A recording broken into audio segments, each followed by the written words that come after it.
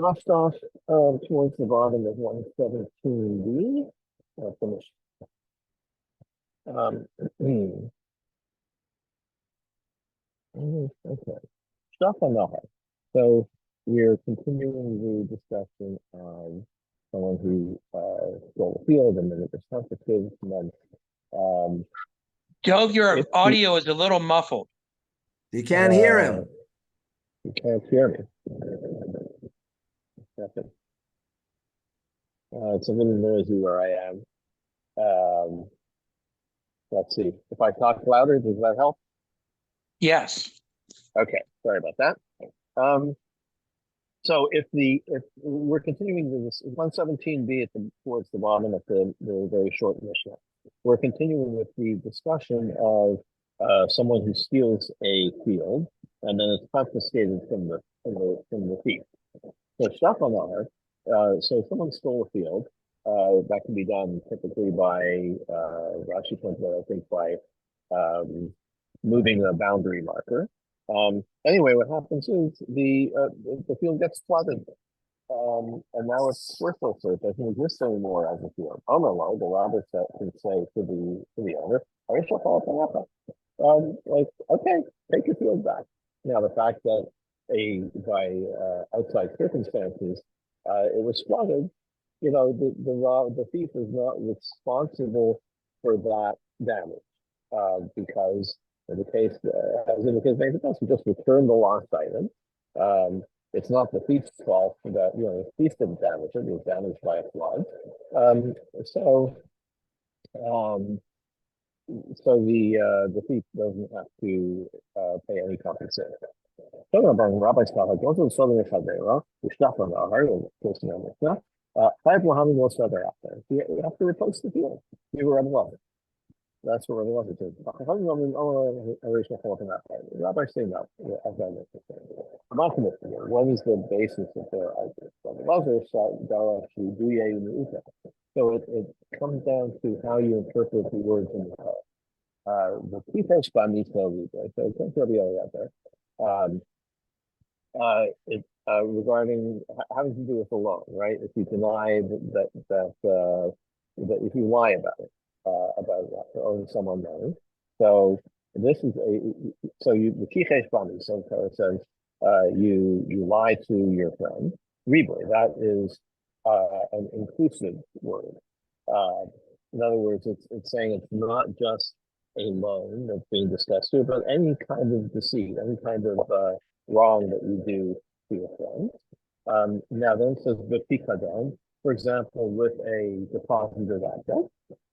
So that's eliminating that's eliminating specifically a pikadon, and then it continues only call a shari shaval of a shekel or anything that you can lie about it. So chazav riba, that's again an increase. Riba only is riba. So if you have this construction in the Torah, whatever the real sense is, a riba is followed by a new followed by a riba. Riba hakal, that is meant to include everything. In my rabbi. So what else is there to include? In other words, the second reboy, other than the specific needs, it includes everything. What else is there to include? Probably like any format, like land. Remind me, and what is the one thing that is excluded? Pikadon, by Pikadon, Mi'eshtar, that excludes documents. That is the thing that the Gemara does is the least similar to everything else being talked about. So if you steal a star, then the different rules apply. So this shows at least about stolen land, or whatever is referred to specifically, is included that you have to return. Rabbanon actually call it Rabbanon see the same words, but they use a different principle. The Kichesh 12, we call on that, and we call positive 12. So they read it as they see the same words, but instead of the Hebrew and New, the Hebrew is a different principle. We call it positive 12. Probably EOS does not maintain a project for that principle. The only thing included is things that are like the specific case referred to, the limiting detail. Mahaprat doesn't talk of the detail and how do we apply that? The Pikadon is the characteristics are it's movable property and it has intrinsic value. I'll call the having calculated do for moments and things like that is included in the rule of returning the stolen thing. Yes, so that doesn't include that. In the thing, they're not movable. Yes, and it excludes the blades, it excludes cars because in many aspects we see that there is that they have the same rules as land. Yes, these sorrows and also contracts are excluded shuffling agents and others, so they are movable, obviously, but they have no intrinsic value. All they have is a piece of paper that represents the value, but the paper itself isn't worth anything. Now, so according to the rabbis, stolen land is not included, right? It's included in the fall, but yes, we do have to. That you don't have to train. That's excluded because it's not in the topic. So how does Tanya? Now, what about this lesson? Those are the part. You see a cow, obviously the top. The stuff on the heart and the cow gets swept away by the river. I have one para. Rabbi Eliezer. Rabbi Eliezer says you have to return the cow. You can say, take your cow back. Now, you don't have the cow to present, but the point is, the rabbis are applying this even to the counseling, where you can say, it wasn't my fault that the cow got swept away. I'm fine. I'm happy to give you back the cow. I'll go find it. Right? Go find it in the flood. So often my committee, so what are they arguing about there? Because today we're talking about a car, which is the counseling. So you can't say that the difference between the Blazo and the rabbis is how they interpret which principle they use. Reba or what's the case of the cow? The one should go southern. The field. The one should go southern at Havera. You stole a field. The high stuff. Hara roots about there was a cow in the field. There's stuff on the head, and everything got swept away. There's no more field. There's no more cow. So the cow is kind of is acquired in the same way as the field is acquired. So if the thief can say, take your land back, the land's right there, and the cow is also kind of attached to the land and is acquired the same way as the yes. So that's how we get around that. That's Mishnah. Those I can't hear at all. This is ridiculous. Oh, okay. Sorry, you should say something. Sorry, hang on a second. I'm going to go to a different room. Bear with me 1 second.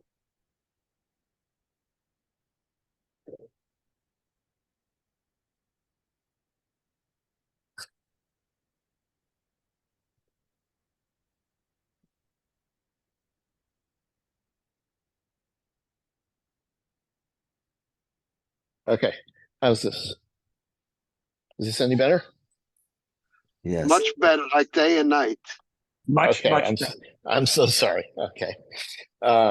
Yeah, thanks for thank you for letting me know. So we are at the mission at the top of 118.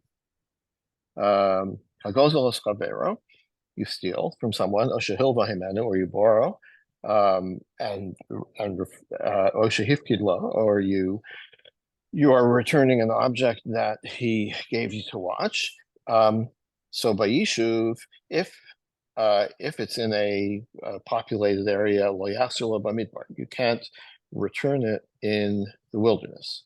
But if the money was accepted, or the deposit was accepted on the condition that like that you can go out and return it in the desert, in the wilderness, then it's okay. So in other words, the default is you have to return it to him in a settled place in the city or whatever.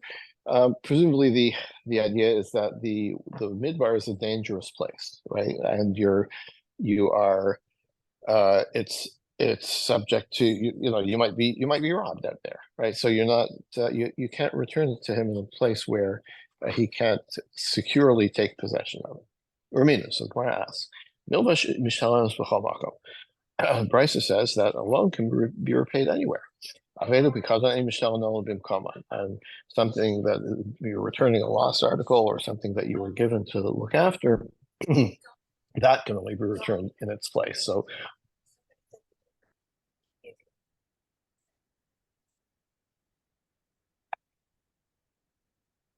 Hold on one sec, please.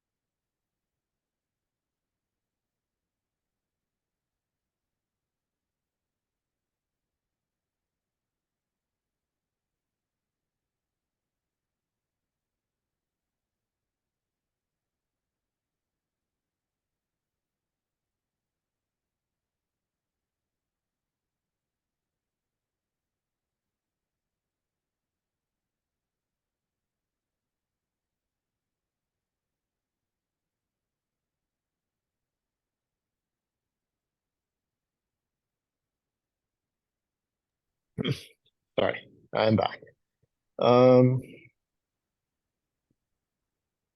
Okay, so this brisa says specifically that a loan can be repaid anywhere, whereas our Mishnah said it has to be returned in the settled place. Amar by answers Hachi Kamar.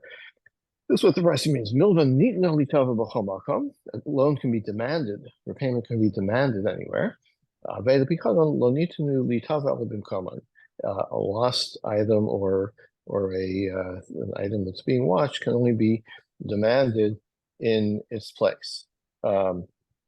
So, in the case of a pikadon, if if I give this to you in New York and you can't, and then I go to Miami, you don't, I don't have to accept the return in Miami. It has to be returned in the right place. Let's say Midbar. Now the Mishnah said that if you give it on that condition that you're going out to the desert and you can return it there, Pshita, that's obvious. Like if you make a stipulation, it applies. Well, Tzricha, where it says the reason it needs to be stated, Levi Haipikadon Gabach, Danal Midbar Nefikna.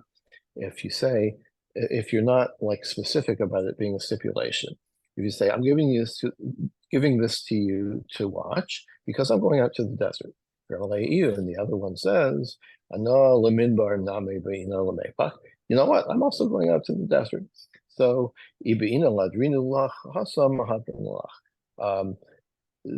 so that the Mishnah is telling us that counts as a stipulation by making that statement. You know what? I'm also going out to the desert. Then that counts as a stipulation that I can return it to you in the desert. Okay. Next Mishnah, Homer L'Chavero, Gazal Ticha. A person admits to stealing. Hilvasani, or he said, or yes, you lent me money, so I owe you money. You've katasli, or I admit that you gave me something to watch for you. I'll remember if I ever gave it back to you, or if I ever repaid you. Then you have to pay because you're admitting that you have a liability. You're not claiming that you've made recompense for that, so you have the liability. I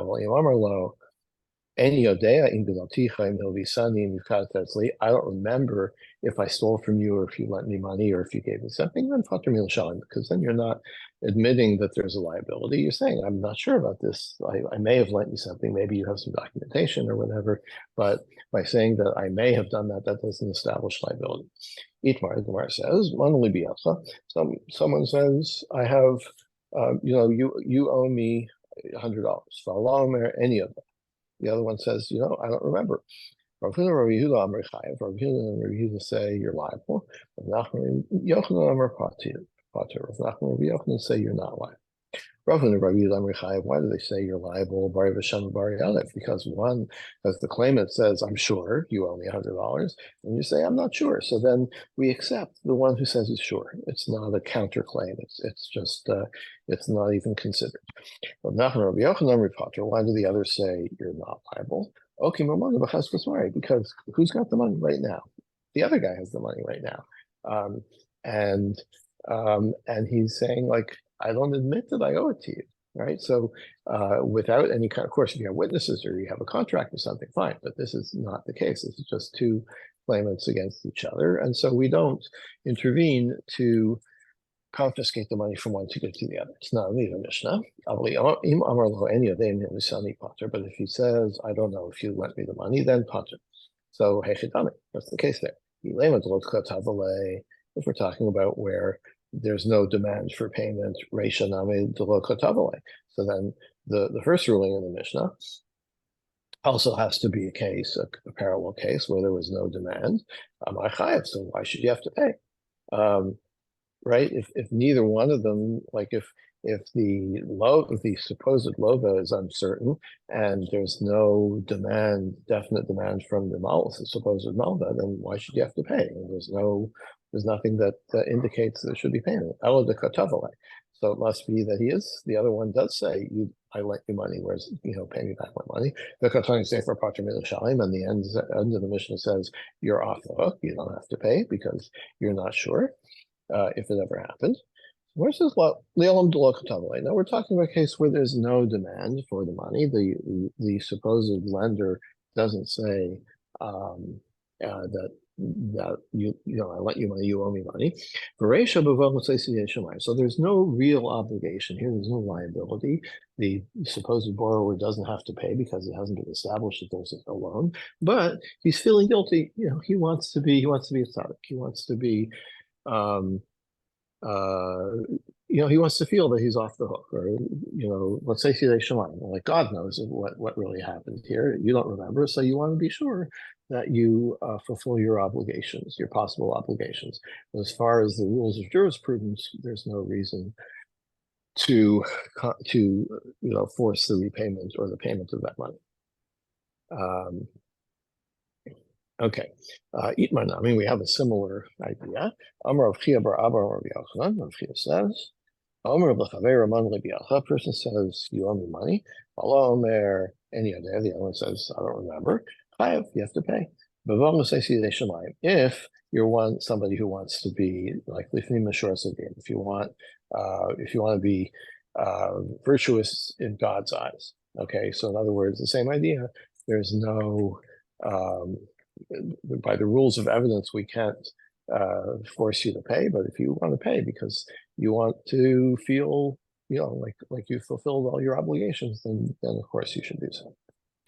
The next Mishnah, somebody steals a lamb from the zero, and then you return it. So in other words, you stole it. You didn't get caught. You didn't tell anybody anything. You just go and put it back. And then this sheep dies or gets stolen by somebody else. The first thief is responsible for it. He took possession of it. He never properly returned it. In other words, he never properly gave it back to the owner. So anything happens to it, he is still liable.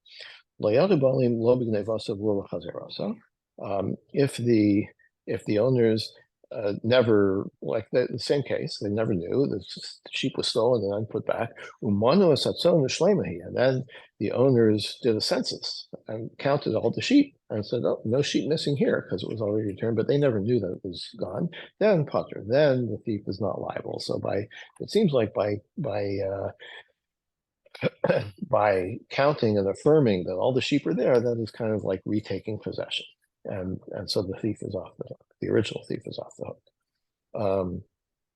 Amarav, Rav says, Ladas, if the case is that if an item is stolen and the owner knows that it's gone missing, that it was stolen, sorry if das, then the return also needs the knowledge of the owner. Shlo Ladas, but if the owner was unaware that it was stolen, minyan poter, then the owner doesn't have to realize that it was returned, but as long as he did this counting and he verifies that his possessions are where they belong, then that is enough to get the thief off the hook.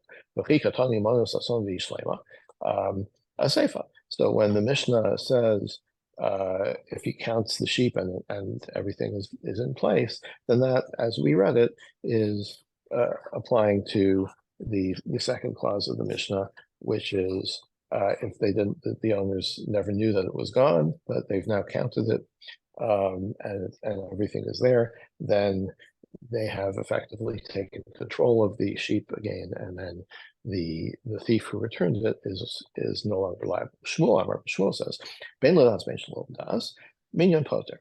Whether the owner was aware that it was stolen. Even if he wasn't aware that it was returned, but then he counts and everything is there. He doesn't know how it got back there. We're still the thief is patur. V'chikatane umanu v'hishlema patur akula. The last clause in the Mishnah that by counting it, that gets the thief off the hook. Akula, that returns to the whole. It applies to the whole Mishnah, even the case where the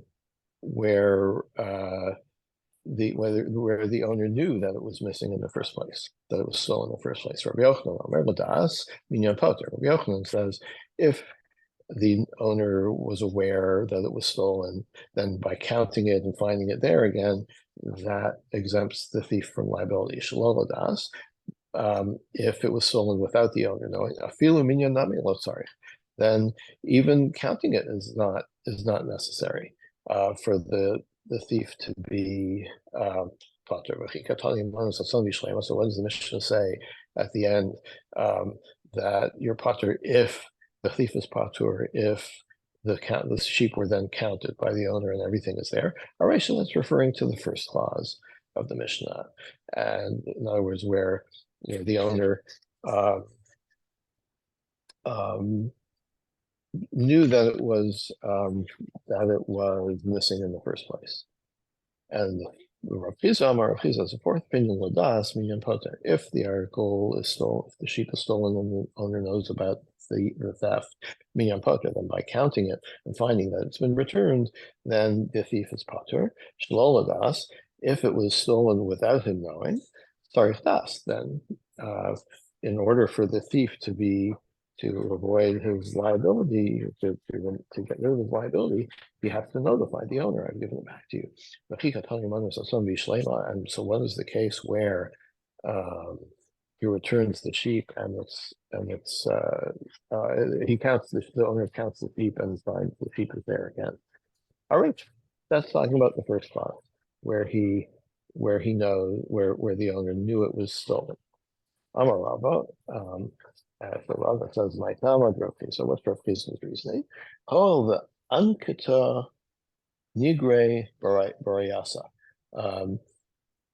So, like, why wouldn't you say that that returning the animal why doesn't that get you off the hook unless you notify the owner?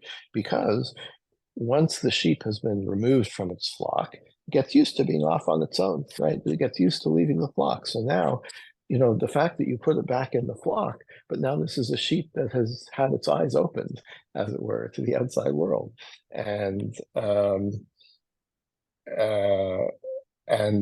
requires more attention from the owner in order. So it's more at risk to be lost or stolen again, unless you notify the owner that I've given it back to you. Then even though the owner has discovered that the sheep is still there, but he doesn't know that this is now a sheep that requires extra protection. So that's why the thief is still liable until he notifies the owner. Okay, but what about Rava? Did Rava really say that? Somebody who finds out that he sees someone steal a sheep from his flock, and he shouts to them, so then the thief gets scared, drops the sheep, and runs off. But the owner doesn't know if he returned it or not. So like maybe he was, you're watching from far away. You can't really see what happens. You see that the guy lets go of the sheep, but maybe he was just startled and still took the sheep. You don't know. And then the sheep dies. Or is stolen by somebody else. So the thief is responsible. Now, it would appear in this brisa that there doesn't seem, we don't hear about this exemption that if you counted, if you then counted the sheep, then the thief is off the hook. So how come in our case, in our Mishnah, Rava interprets it as if you count it, there is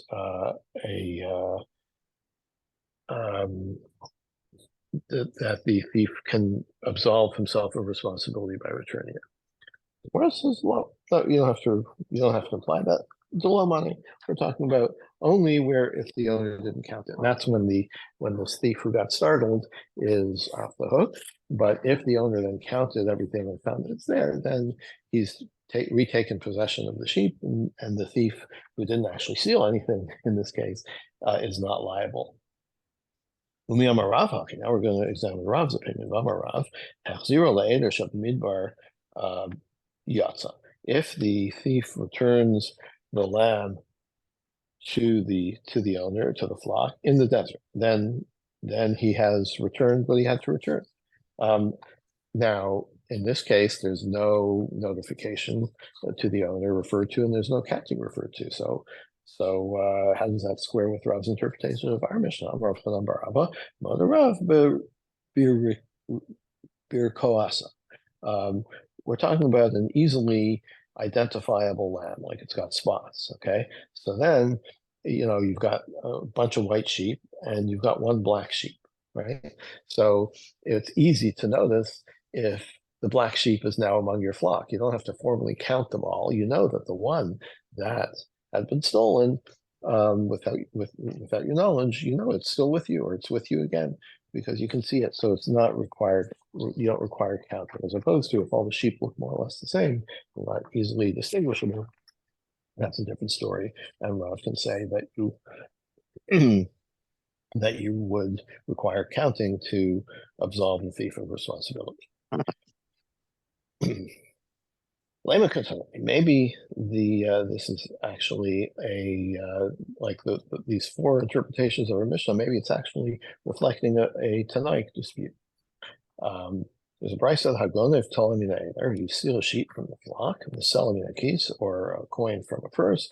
You should return it where you took it from. Give a Rabbi Shmuel. And it implies that that's all you have to do, right? The owner doesn't know that you stole it. He doesn't know you put it back. Rabbi Akiva Omer Tzarich Tasmalim. Rabbi Akiva says no. You have to let them know that you're returning it.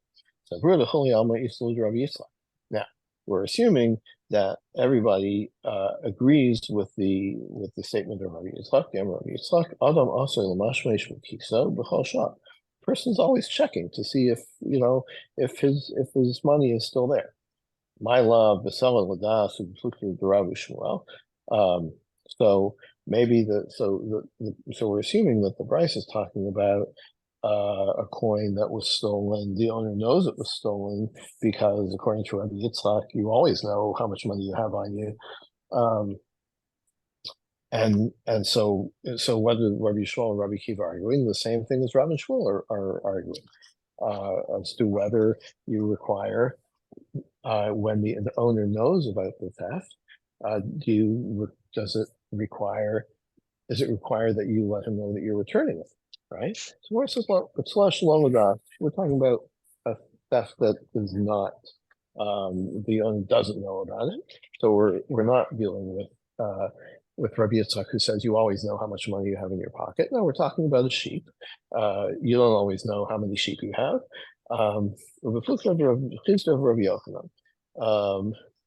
What they're arguing about is with Rav Chisda and what Rav Chisda and Rav Yochanan were arguing about. In other words, even if you didn't count the sheep after the return of the one stolen one, so Rabbi Shmuel would say it's enough for the to give it back without notification. And he would agree with Rabbi Yochanan, who says that counting isn't necessary. And Rabbi Kiva would be like Rav Chisda, who says that counting is necessary for the or that notification is required for the return to be effective. Amar Zvid Shed Rava, so Rav Zvid says not necessarily. We could be talking about somebody who's stealing the lamb from the property of the owner without him knowing. Everybody agrees with Rav Chisda that when you give it back, you have to let the owner know. What's the argument out here? We're talking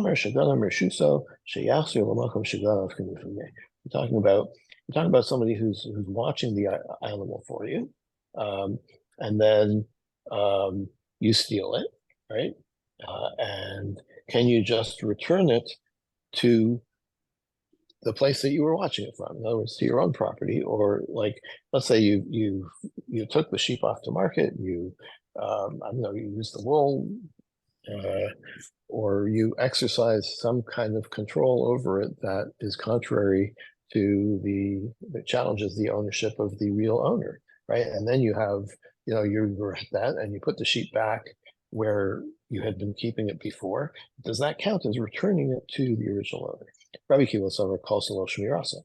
Rabbi Kiva says, no, like once you've stolen it from the Shmira, from the state in which you were watching it, then you have to give it back to the owner with full notification. Rabbi Yishmael Sover, low Koselo Shmirasa. Rabbi Yishmael says, no, you're still the guardian of it, okay, until the owner takes possession again. You're still the guardian. You can return it to the owner, to yourself, as it were, as a guardian, and you don't require notification. Okay. Lema minyan poter tanai. Maybe the question of whether counting it is enough to relieve the thief of his responsibility. If the owner counts and finds everything is there, maybe that argument is a machokas tanai. Tanya, here's another brisa.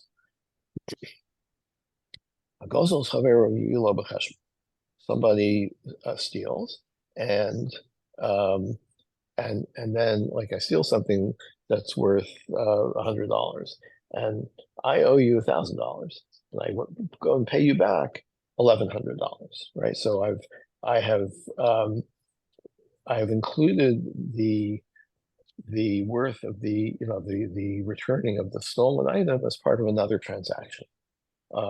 So one Tana says, that's fine, you're done. The other one says, no, you're not done. So it sounds like so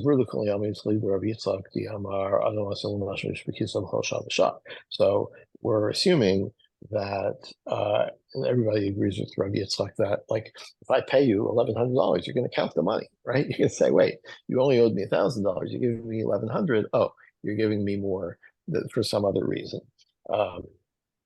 So my love can be forgave. If that's the case, then maybe this is the argument. The Monday potter. Once I accept the $1,100 and I count it, and $1,100 is there, then that's analogous to counting the sheep. And then the thief has actually repaid, even though he hasn't notified him. This is why I'm giving you the extra $100. But the fact that the owner counts his money, and now he knows, he balances his checkbook, and everything looks good, then the debt is repaid. And the one that says, no, it's not a good return until you notify the owner I'm giving you back what I stole from you, would say that the fact that the owner realizes he got an extra $100, that doesn't help you. It doesn't help the thief. The thief has to actually notify him. I'm right. So Gemara says not necessarily. Israel and Rabbi Yitzchak, even if you say that Rabbi Yitzchak is correct, that the person always knows how much money he has, everybody would agree that that counting is gets the thief off the hook. That knowing that he's got his extra $100 back, and he's full, that's enough to absolve the thief of his responsibility. So that would be the case if we accept Rabbi Yitzchak. But Rabbi Yitzchak, what they're actually arguing about here is whether what Rabbi Yitzchak says is so. Mar Yitzchak, Rabbi Yitzchak, Mar Yitzchak, Rabbi Yitzchak. One says, yes, the person always knows how much money he has, therefore it's like counting the sheep when he accepts the money. And the other says, no, not necessarily. He's, you give him an envelope full of money, he accepts it, he doesn't realize that he's been made whole unless you notify him. That's why you have to notify. Or you can answer the Chulei Islahu to Rabbi Yitzchak. Everybody agrees with Rabbi Yitzchak. The Lokash. But not a problem. Hadamani Varama Le Bekise. It depends how the return took place. If I pickpocketed you and then I return something to your pocket, right? To your wallet, return the money to your wallet, right? So you could say you never realized it was missing. But if I Like if I come up to you and hand you the $100, then you realize that that even if I don't say this is why I'm giving it to you, but like even though Rabbi Yitzchak says you're always, I guess it's a different interpretation of Rabbi Yitzchak, but you're always checking to see if your wallet is there, but not necessarily that you know how much is in it. You may say, or you could answer, both cases could be both, not both cases, both opinions are in a case where you put the money back in the wallet.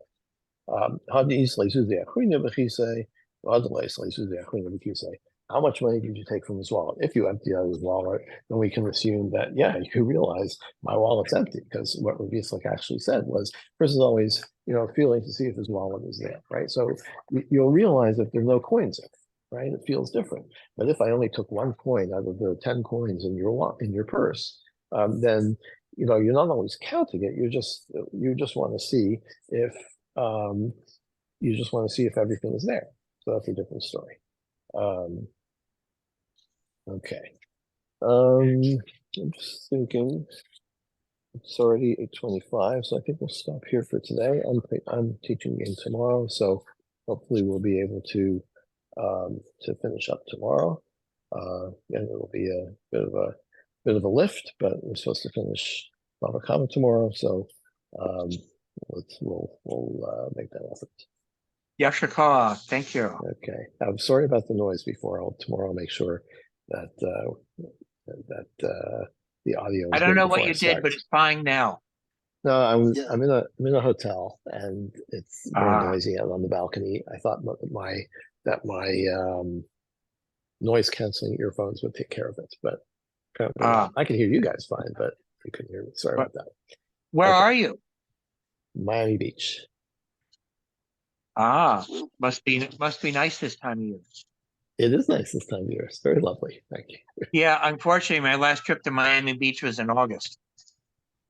Yeah, that's a different story. Hope you It's had not air nice in conditioning. Miami Beach in August. No, All right. that's the All the truth. best. All right, have a good day, everybody. Have a Bye-bye. good day.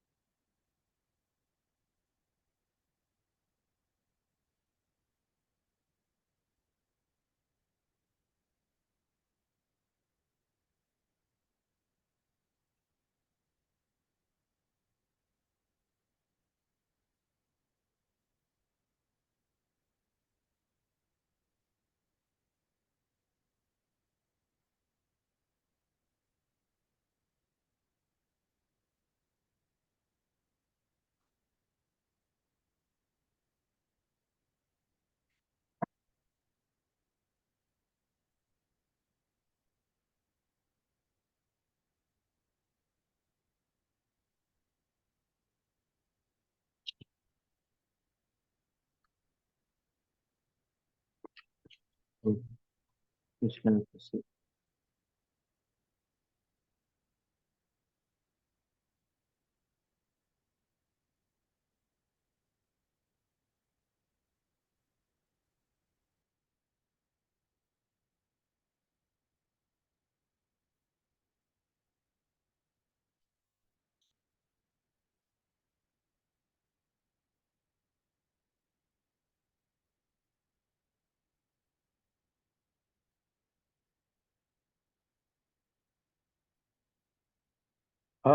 Things what happened.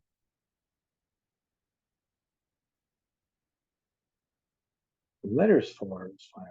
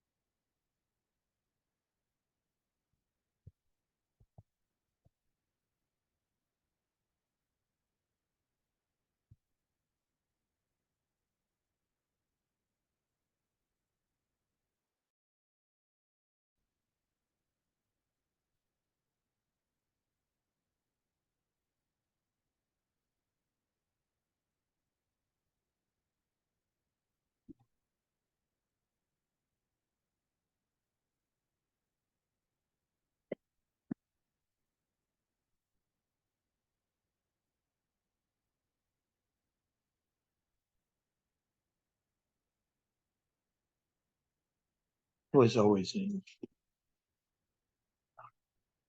I was also always.